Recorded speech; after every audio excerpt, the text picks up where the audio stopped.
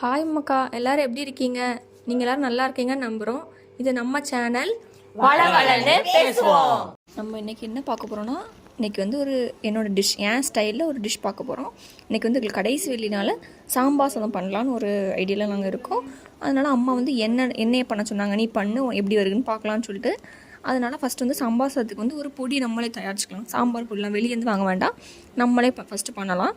அதுக்கு வந்து கொஞ்சோட எண்ணெய் ஊற்றி அதில் வந்து கடலைப்பருப்பு, உளுந்தம்பருப்பு, ஜீரகம், பெருஞ்சீரகம், நல்ல மிளகு, அப்புறம் நம்ம காரத்துக்கு தகுந்தாப்பில் வத்தல். எங்களுக்கு வந்து காரம் கொஞ்சம் அதிகமாக வேணும், அதனால் நாங்கள் வந்து ஒரு 10 வத்தலுக்கு மேலேயே போட்டோம். நீங்கள் வந்து உங்களுக்கு எவ்வளோ தேவையோ காரத்துக்கு தகுந்தாப்புல போட்டுக்கோங்க. போட்டு கொஞ்சம் மல்லி வந்து ஃப்ளேவர் அதிகமாக தான் இருக்கும், அதனால் கொஞ்சம் உங்கள் டேஸ்ட்டுக்கு எப்படி இருக்குமோ அதை பார்த்து போட்டுக்கோங்க. போட்டு கொஞ்சம் வதங்கணும். எப்படி சொல்ல, நல்ல பிளாக் கறிகிற மட்டும் கூடாது, கவனமாக பார்த்து வருங்க. கொஞ்சம் நல்லா டீப்பாக வறுத்துட்டு கொஞ்சம் ரெட்டிஷாக ஆகும்போது தேங்காய், துருவி வச்ச தேங்காவை கொஞ்சமாக போடுங்க, ரொம்ப வேண்டாம். ஒரு ஒரு கப்புனா சின்ன இதில் வந்து ஒரு ஸ்பூன்னா குழிக்கரண்டி இருக்கும்ல, அந்த மாதிரி அதில் ஒரு ஸ்பூன் போடுங்க. நான் எனக்கு தேவையான அளவில் போட்டுட்டு இதையும் நல்லா வதக்கிக்கிட்டேன். நல்லா வதக்கி டீப் ஃப்ரைனா ப்ரௌன் தான் வரணும், பிளாக் ஆகிடக்கூடாது. கருகுனா நல்லாவே இருக்காது பவுட்ரு. அதனால் நல்லா வதக்கிக்கோங்க. வதக்கி முடிச்சுட்டு மழை டைம் வேறு, நல்லா சூடாக சாப்பிட்லான்னு கொஞ்சம் ஆற வச்சுட்டு ஒரு 12:30க்கு மேலே வைக்கலாம், சூடாக சாப்பிட்லாம் அப்படின்னு சொல்லிட்டு. மழையை பார்த்திங்களா, செம்ம மழை, நல்ல மழை இன்னைக்கு. அதனால் சரி அப்படின்னு சொல்லிட்டு அதை தம்பிகிட்ட கொடுத்து பொடி பண்ணி எடுத்துகிட்டு வந்துச்சு. இப்போ அடுத்தது வந்து குக்கரில் வைக்கலான்னு நான் முடிவு பண்ணி அதில் கொஞ்சோல மஞ்சள் பொடி, காயப்பொடி, சின்ன வெங்காயம் போட்டு நல்லா வதக்கிட்டு 2 பச்சை மிளகாவும் போட்டுக்கோங்க. எனக்கு வந்து காரம் ரொம்ப பிடிச்சனால நான் 2 பச்சை மிளகா கூடையும் போட்டுக்கிட்டேன்.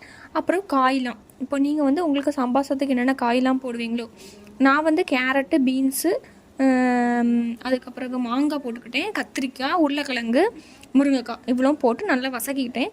கொஞ்சம் நல்லா வதக்கணுன்னா 2 உப்பும் போட்டு புளி தண்ணியும் கரைச்சி ஊற்றணும். புளி வந்து நம்ம ஃப்ளேவர் தகுந்தாப்பில் ஊற்றணும். அதுக்கு முன்னாடி இந்த கிரைண்ட் பண்ணி வச்சுருக்க பவுட்ரையும் போட்டு கொஞ்சம் அந்த காய் வேகிறதுக்கு கொஞ்சம் தண்ணி ஊற்றி லைட்டாக மூடி வச்சுட்டு அதுக்கப்புறம் புளியை கரைச்சி ஊற்றணும். இப்போது நல்லா மிக்ஸ் பண்ணிக்கலாம். மிக்ஸ் பண்ணிவிட்டு கொஞ்சம் லைட்டாக ஒரு அந்த பொடி போட்டிருக்கோம்ல, நம்ம பவுட்ரு போட்டிருக்கோம்ல, அந்த சாம்பார் பவுட்ரு வந்து கொஞ்சம் கொஞ்சம் ஸ்மெல் போகிற வரைக்கும் விட்டுட்டு அப்புறம் இப்போ வந்து புளி தண்ணி ஊற்றியாச்சு. புளி வந்து எனக்கு வந்து எப்போவுமே கொஞ்சம் புளி வந்து ரொம்ப புளிப்பாக இருந்தால் பிடிக்காது. ஆனால் எனக்கு தகுந்தாப்பில் இப்போது டேஸ்ட்டுக்கு எவ்வளோ புளிப்பு தேவையோ அந்த மாதிரி கொஞ்சம் ஊற்றியாச்சு. ஊற்றி நல்லா கொதிச்சுட்டு இனி வந்து ரைஸ் போடலாம்.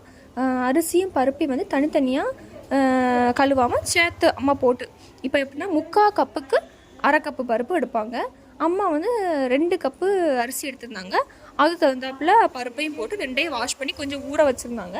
ஊறினா வந்து கொஞ்சம் சாப்பாடு வந்து சீக்கிரமாக வேகும். அது இல்லாமல் நல்லா எப்படி சொல்ல, கொஞ்சம் கொலன்னு சாம்பார் சாதமே நீங்கள் கோயிலெலாம் சாப்பிட்ருக்கீங்களா, கொஞ்சம் கொலான்னு இருந்தால் நல்லாயிருக்கும்.